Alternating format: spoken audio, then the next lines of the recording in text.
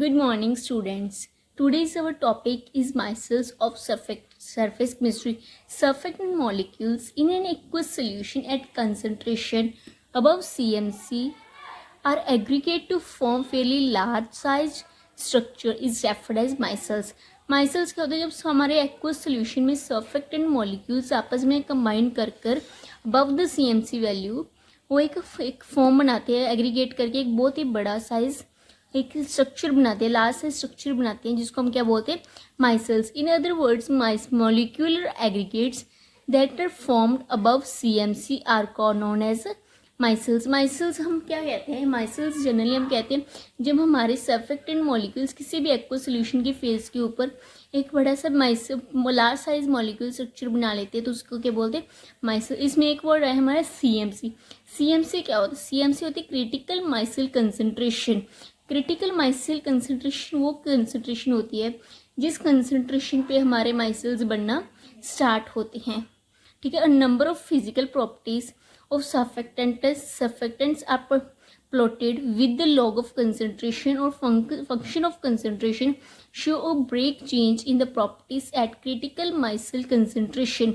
मतलब हमारी जब क्रिटिकल माइसल कंसंट्रेशन पर इसकी वैल्यू पहुंचती है तो हम बहुत सारी फिजिकल प्रॉपर्टीज में अब्रप्ट चेंज आता है, जिसको हम break change in properties means वजह. अगर हम देखें, अगर हम सरफेस टेंशन की बात करें, फॉर एग्जाम्पल हम सरफेस टेंशन में देख रही है, ये वाली लाइन शो कर रही है हमें सरफेस टेंशन. सरफेस टेंशन में कि जब हमारी वैल्यू कंसंट्रेशन की बिलो द CMC पॉइंट होती है, इसलिए की वैल्यू ग्रेजुअली डिक्रीज करने लग रही है. क्या लग रही है, ग्रेजुअली डिक्रीज कर रही. But at the CMC value पे आके इसकी सरफेस टेंशन क्या हो जाती है, कॉन्स्टेंट. हाँ, ये क्यों हो रहा है ये हमारे बताते हैं CMC, इसलिए हम स्टडी करेंगे इसके under. For example, surface tension is almost constant after CMC. So these plots can be used to determine CMC of the surfactants.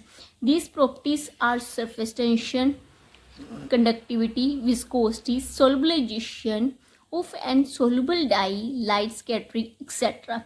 Instead of these properties, which are written as self-diffusion, equivalent conductance, surface tension and osmotic pressure and light scattering, इन सब के अलावा हम ये वाली 5 properties है जो कि हम इसमें स्टडी करते हैं. इनके वेरिएशन देखते हैं कि अगर हमारे पास वैल्यू CMC के अबव जा रही है तो इन सभी प्रॉपर्टीज़ पर क्या इफेक्ट पड़ता है.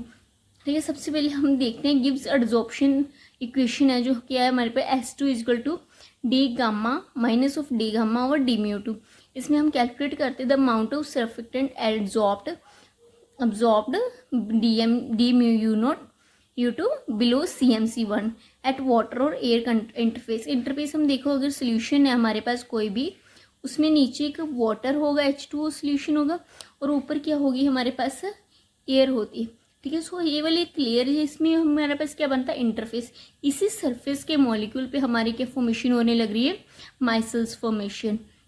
अगर हम एट अबव कंसंट्रेशन जाते हैं CMC की वैल्यू चेंज नहीं होती. क्यों, क्योंकि वहाँ पे इंटरफेशियल टेंशन वो कांस्टेंट हो जाती है. अगर इंटरफेशियल टेंशन कांस्टेंट है देन D गामा 0. अगर D गामा की वैल्यू 0 आ रही then approximately Gibbs free equation में S2 की वैल्यू भी 0 है, which means amount of surfactant absorb at the interface is equal to 0.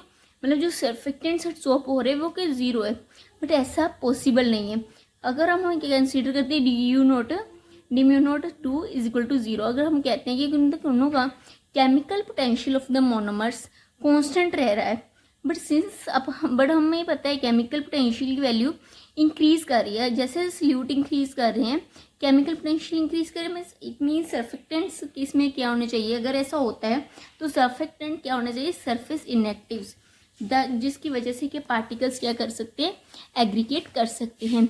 आगे हम इसकी एक्सप्लेनेशन देते हैं.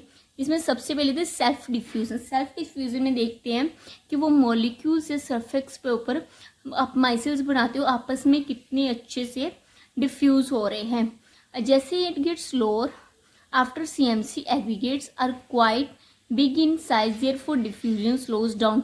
हमें पता है जब हमारे छोटे छोटे मॉलिक्यूल्स होते हैं उनकी काइनेटिक एनर्जी ज़्यादा होती है तो एक दूसरे के नियर बहुत जल्दी जाएंगे, तो उसके साथ उनकी अपने आप डिफ्यूज़न जल्दी होगी.